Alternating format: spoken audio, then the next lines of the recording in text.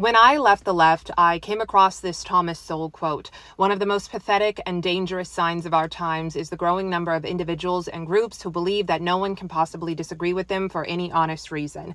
And that quote has actually been my email signature for years. It has stayed with me because it sums up perfectly why I left the left. So I'll tell you one of the biggest differences between the left and the right. On the left, a difference of opinion doesn't just make you uninformed, it makes you evil.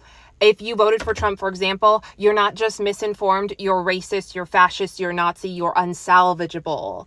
And that is why they encourage people to cut off their friends and family members who disagree. But on the right, your opinion just makes you misinformed. It doesn't make you evil. If you believe, for example, that a woman has to have access to abortion, I don't think that you're evil. I think you're misinformed. If you believe that a man can be born in the wrong body and we can make him into a woman, I don't think you're evil. I think you're misinformed. I think you're wrong. And that might offend you, but let's debate it, right? I'm not going to dismiss you. I'm not going to dehumanize you. I'm not going to other you. But I experienced the exact opposite in 2020 when I had mere questions about the response to COVID compared to the response to BLM. And when I brought up these questions to all of my liberal acquaintances and friends, every single one called me racist and or selfish. Not a single person said, I don't agree with you, but tell me why you think that way.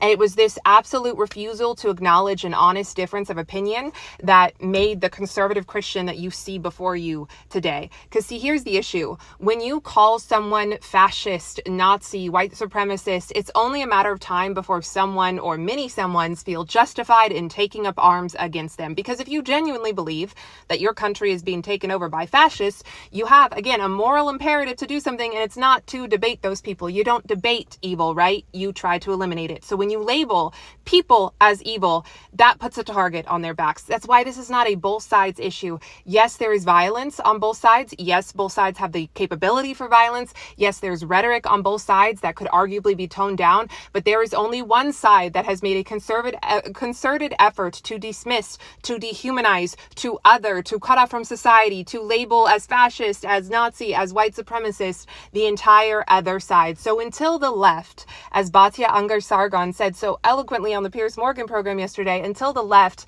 can say to us, your opinions are legitimate, we don't agree, but they're legitimate, they don't make you a Nazi or a fascist, we will continue to not be able to have a free exchange of ideas. And it is actually, as we see, a matter of life and death.